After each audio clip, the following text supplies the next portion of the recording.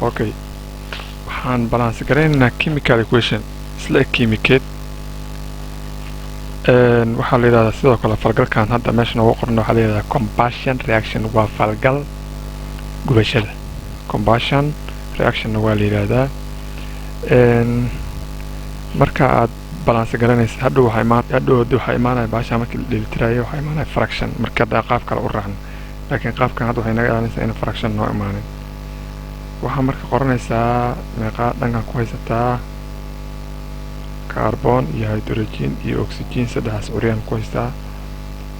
dhankan waxaan ku haystaa oo barodhagtiga sidoo kale carbon sidoo kale waxaan ku haystaa meeshaas hydrogen iyo oxygen ayaan ku haystaa carbon meeshaan meequu ku joogaa meeshaan wuxuu ku joogaa 4 hydrogen meeqay ku joogtaa waxay ku joogtaa 12 laba lix lagu dhuftay waa 12 oxygen waxay ku joogtaa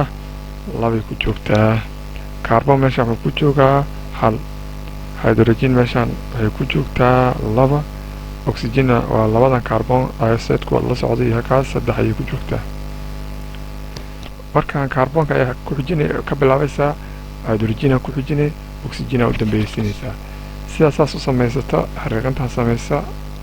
carbon dhankaas reactantiga ama falgalada wuxuu ku jiraa meeqa marka inta dhiga 4 sidaas ku leekaysiis 4 inta dhiga okay waa ku balance garaysiin laakiin waxa isbedelay waxaa laga rabaa in hydrogen abanaha carbon ay balance hydrogen ku xujinaa hydrogen meeshaan 12 bay ku joogtaa dhankan react productina waxay ku joogtaa labadaas ku joogtaa wax markaan 2 ku dhufto 6 ee keenayo 12 waa 6 ayaan dhigayaa hortiis 2 lagu dhuftay waa ka hydrogen waa balance oxygen kan fiirina marka oxygen ka dhanka reactantiga 2 ay ku joogtaa wax isbedel ma laakiin dhanka productiga isu bedeshay 2 afartan hadii lagu dhufto labadan meeqa waa 8 hadii lagu daro 6dan waa 14 oxygen waxa way dhankan 14 laakiin dhanka reactantiga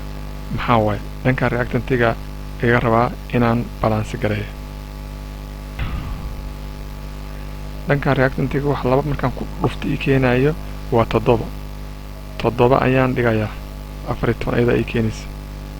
7 ayaan dhigayaa sidaas daraadeed way isbedeshay in meeshaan labada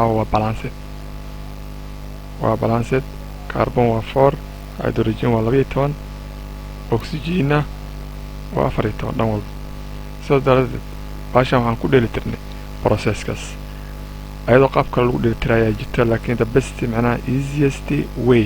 habka ugu fudud u fiican waa qaabkan